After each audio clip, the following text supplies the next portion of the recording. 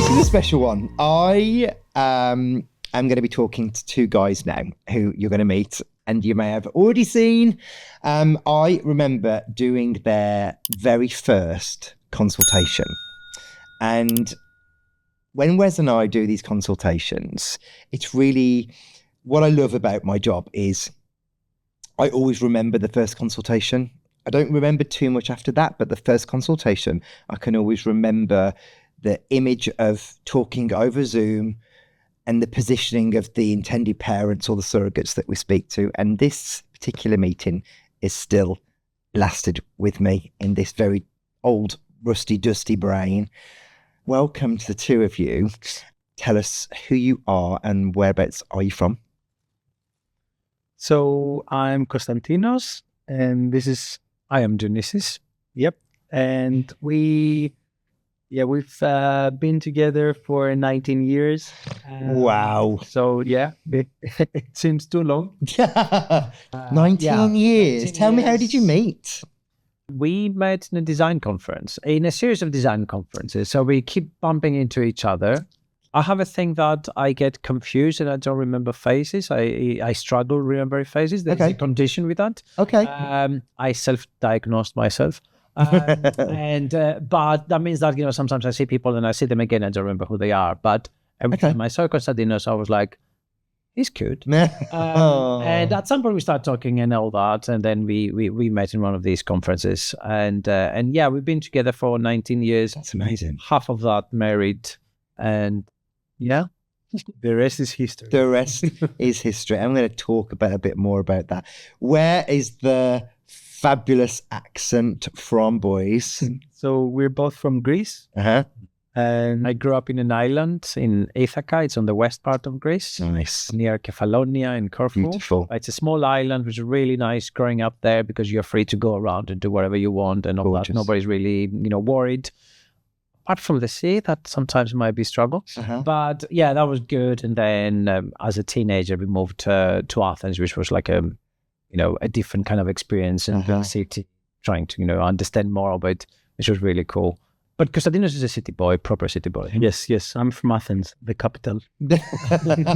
So you've always been a city boy? Yes, that's right. And when did you both fly the nest of Greece and come to the big smoke of London?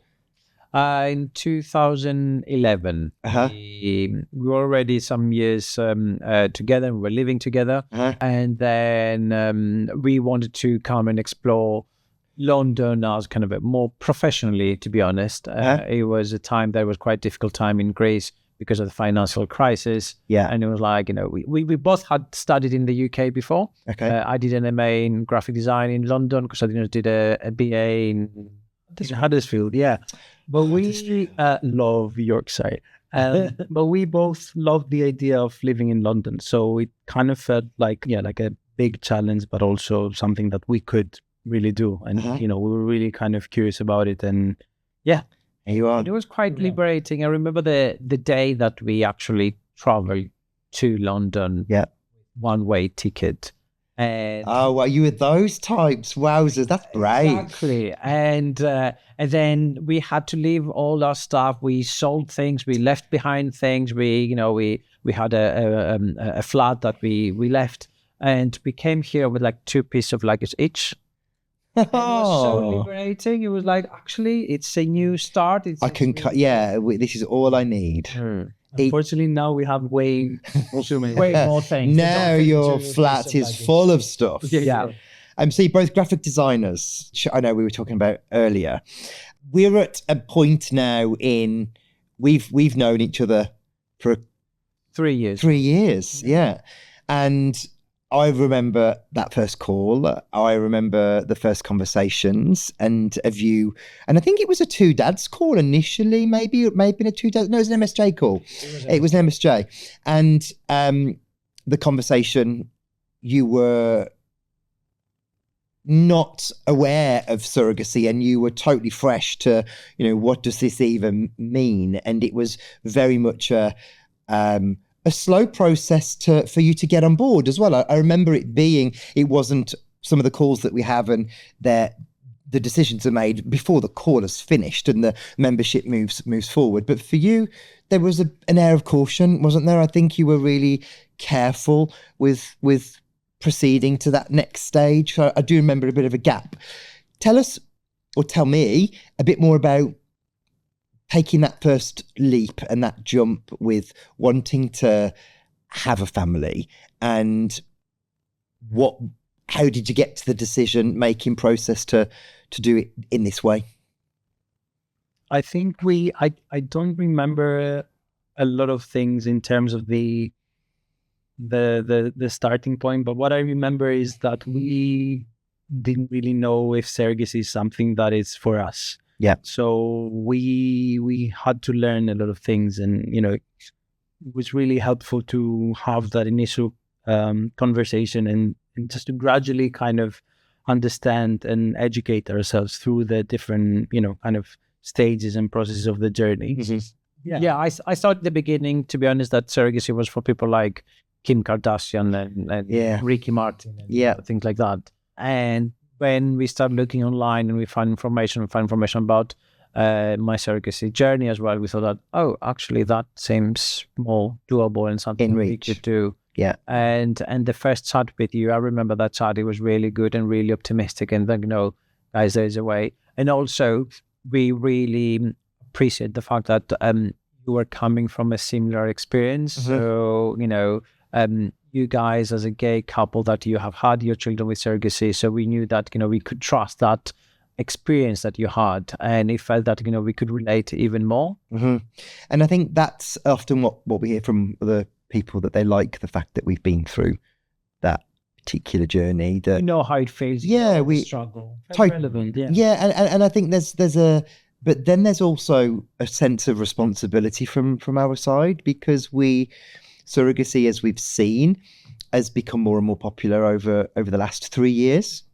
And certainly post-pandemic, we saw, groups of people actually think, I need to get my shit together. If I want a family, I need to get on that train and do that. And we've, so therefore surrogacy is becoming more popular. But unfortunately, what that seems to then do is create some of these wait periods, or make some of these wait periods feel, I guess, a bit more painful. Let's not beat around the bush there. How does it feel, being on this journey still?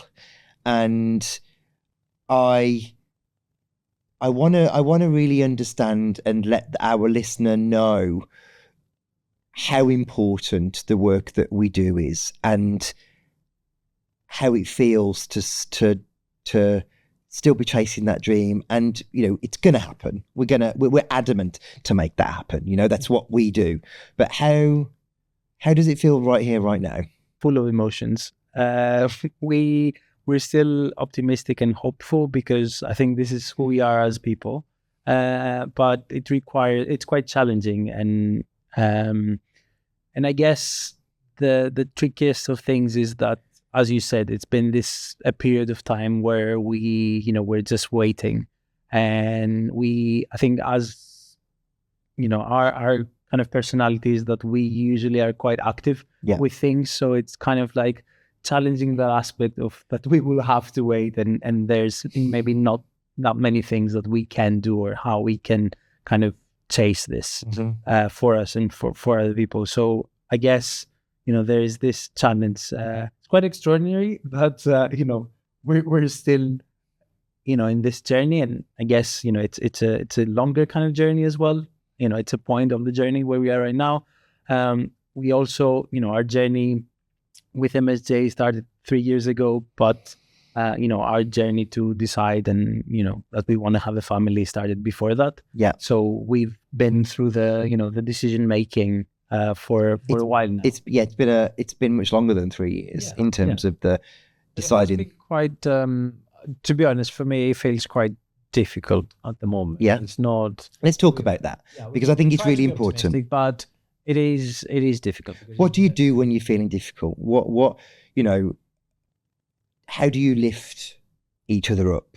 Who struggles with it being more difficult than the other? because I know how it works in my marriage. I know I'm the emotional one. I am the one that can really struggle with these types of things. We balance each other. Yeah. So if Konstantinos has a difficult day and he's very negative about that, I try to say that and to calm him down and say, that there is, let's see the bigger picture and where we're going, and it will take time when we get there. And then sometimes I am that person who says, you know what, I don't know what we're doing here. How long are we going to wait? Is there a plan B? What are we going to do? Yeah. If it's next year or the year after that and still waiting, what are we going to do? Yeah. Because it feels like a very passive process as well, that we just wait. But that's maybe a characteristic of our relationship. Good. Whoever is in trouble, the other one keeps calm. We have this tendency of kind of coaching, supporting each other. That's good. It's like a nice kind of balance that it works for us. And I think, as Dionysus said, it's difficult, but the optimism that we have, it kind of balances it quite a lot. I guess how we are trying our newest kind of strategy in trying and kind of like work on the difficulties to just kind of find more resources, kind of connect with more people, kind of have these conversations, becoming advocates also of, surrogacy. And this is the new area for you, isn't it? This has probably been the area that has been the most difficult to talk about.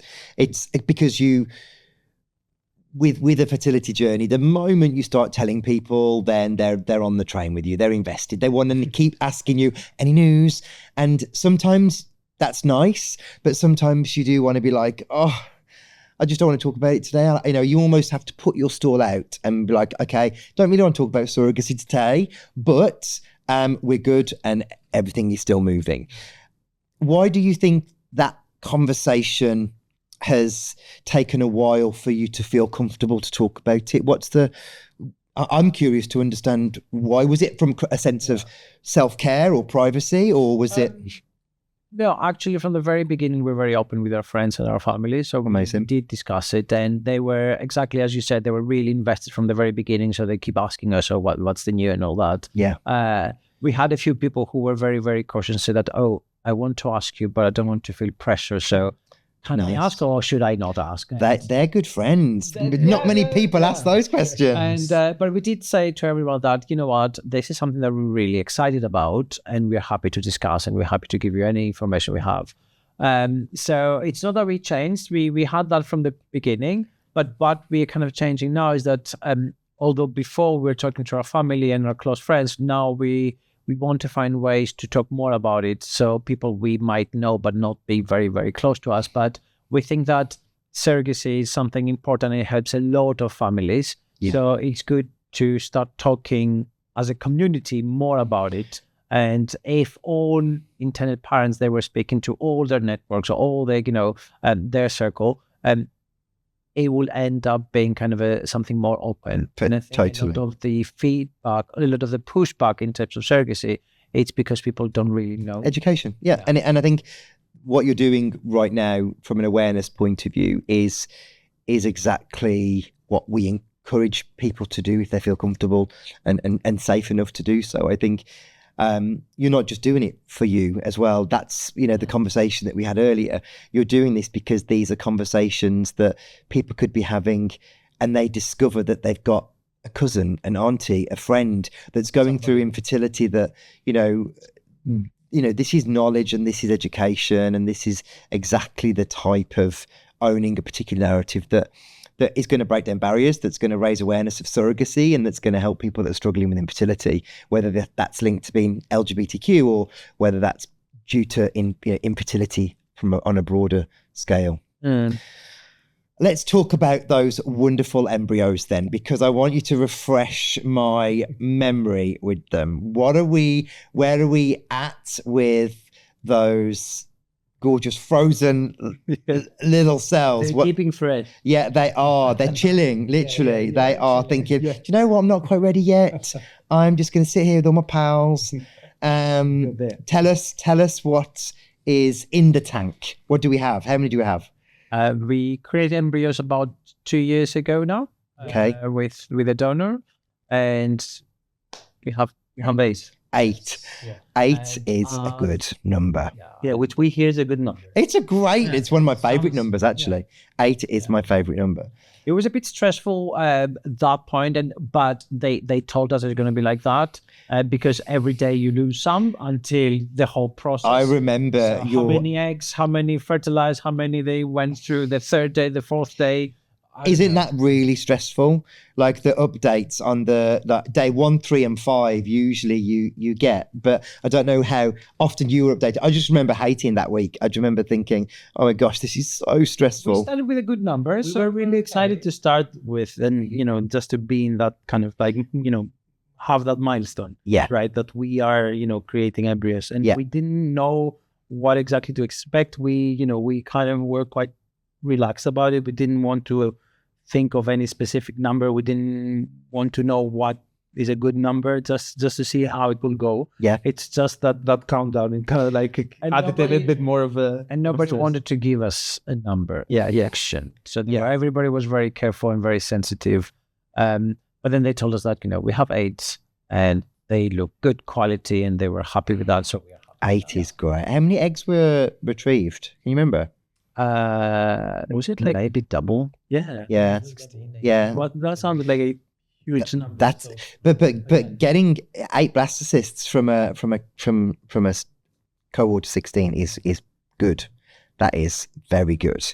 Clap to the donor. Yeah. Clap to the donor. I have to say that I'm thinking about that process again, and I was going to say, looking back, having to have another conversation with yourself about how you managed that week of it's quite high stress. It depends how you manage it. You can look at it very matter of fact. It's taken out of your hands to a degree. What advice would you give to your previous selves going back through, or anyone that's listening now that's about to go through egg retrieval and fertilization? Well, there was a bit of anxiety involved. Okay, so you wait for that, how it's going to go and whether it's going to be successful and how many eggs you're going to have. And then there's all this kind of confusion, what number is a good number and what happens afterwards and why you need all of these if you just want one baby and all of that. But we trusted the process, we trusted the clinic and the advice that we got. And I think in that case, that's the best thing you could do. So I think it was the right thing to do. And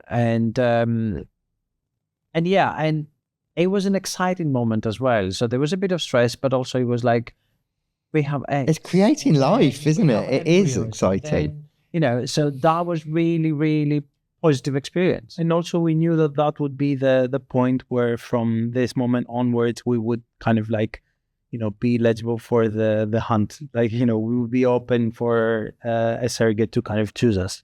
So it was really nice to be in that kind of, big milestone.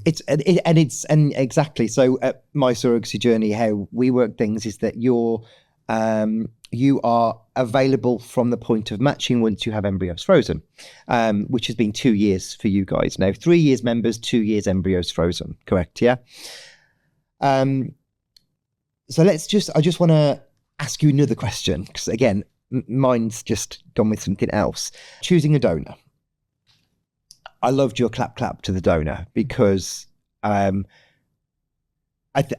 the single most important part of the journey, because this person is going to be in your conversations forever and in your children's lives and the stories that you tell when you are having those conversations with your gorgeous baby. I remember the process we went through choosing our donor, and at the time not really being educated on the seriousness.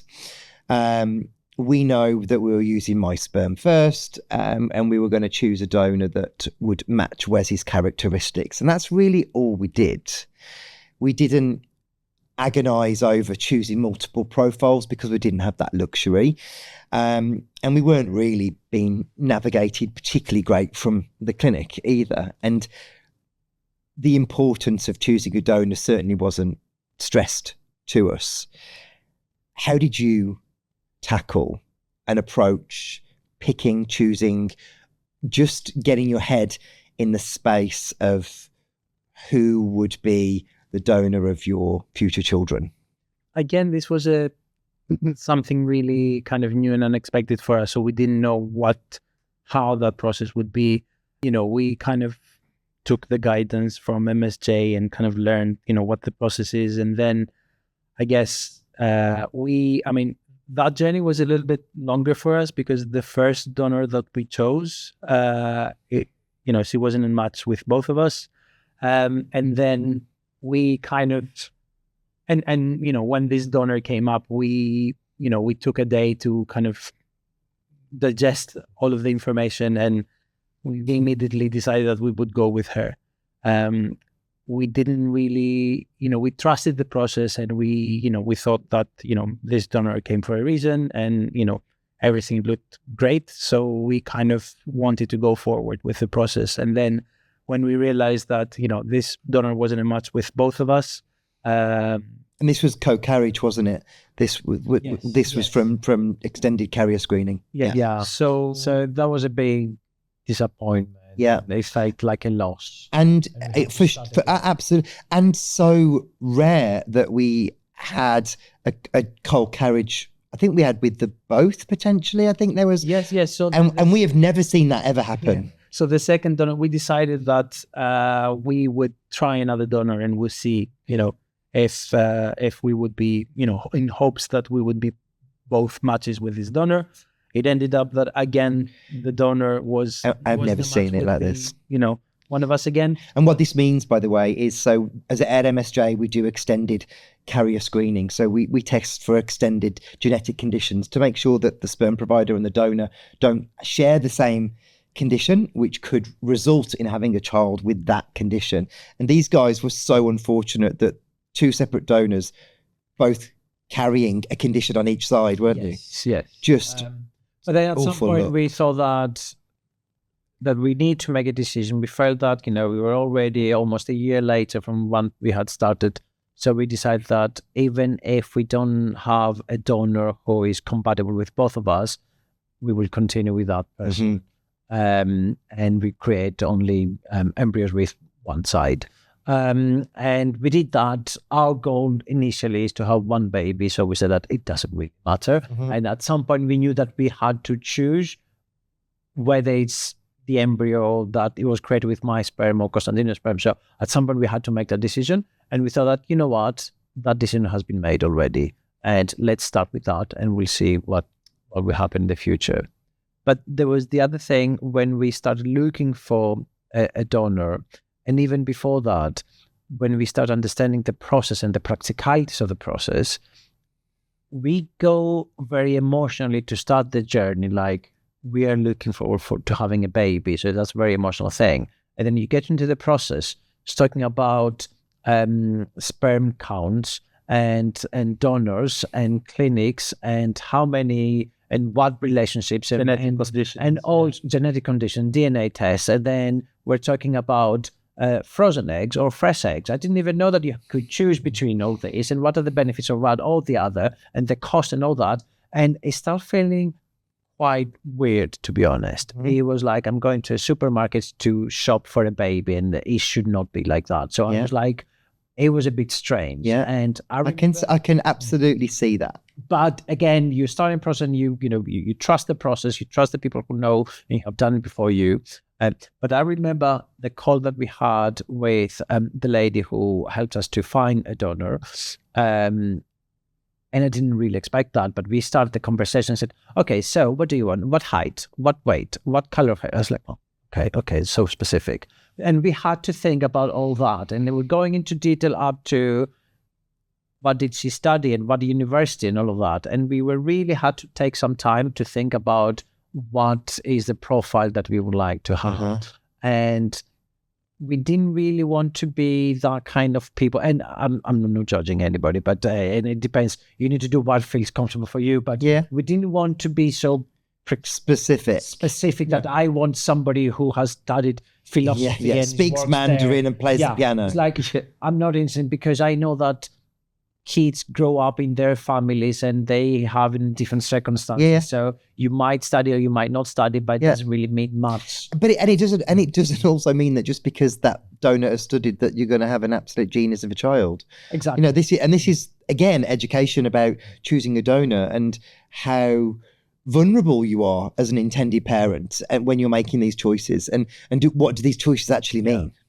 I think also, sorry, Denise, I think also while we were kind of reading about, queer families and surrogacy and adoption, one of the things that emerged, which we thought that it's a really kind of well thought thing, was that, in adoption, usually the kid would have some definitely have cultural similarities to the adopted parents. And we found that this is, such a, smart kind of like relevant thing. So when we were thinking about a donor, we thought that, we are both Mediterranean. So, the only kind of starting point that we had is that maybe we should, look into a woman that would have that kind of background. Okay. So we have these similarities and, that's maybe the guidance that we need to. But that was the only thing that we put as a kind of as a deal breaker. And did you have a Mediterranean donor? Yes. Did you? Yes. What else do you remember about your donor? Is there anything that you can remember? I remember our donor having a daughter and being a nurse. That in the letter to the children that she would help create, I remember that part of her pen letter saying that. I remember that they gave us a couple of pictures of the donor as a child. And we had a call with my mom. I didn't tell her what was going on. Yeah. I just saw her the picture and said that, do you like that picture? What do you think about the picture? And she was like, who is she? Is she one of us? Because the colors and the expression and everything was very similar to, because we are very Mediterranean and the dark colors and all that. And she was like, so, and that's she one of us. That's cute. Something nice. There's a connection immediately. I also remember her letter, that it was really nice, a simple letter saying that why she's doing that and how she wants to help out. And it was like kids, and it was really, really nice. It made it more moving away from that kind of a process, the supermarket experience, to something more emotional and more personal. Totally, and that resonates. We didn't meet, but I saw the essence of a person who wants to help out. Amazing. You boys are super special to the part of the process. Not only were you almost there with this from MSJ from the very beginning, you are adorable to spend time with. To your sense of humor, I've really gotten to understand and see more of that this last few hours, because I think that's sometimes missed when you're looking at a profile and you're speaking through a webcam on a screen and doing consultations. There's a real funness with the two of you, and I can see that you're going to be phenomenal parents. I can feel that you're going to be phenomenal parents. You're cool guys. You are. I just can't wait to see where this goes and what all of the efforts that we're doing to get you to that end goal. And we are sharing this particular video with our surrogates in the newsletters and in the bulletins to bring your journey to life more to anyone that is out there on our social channels that wants to get in contact with us, get in contact with you, and to get those 8 gorgeous blastocysts out here so I can see how gorgeously Mediterranean your baby is going to be. We're looking forward to that. Yes. Yeah, good. Very excited. Good. Okay. Amazing. Thank you, boys. Thank you. It's been an absolute pleasure. Thank you. Thank you very much. You're welcome.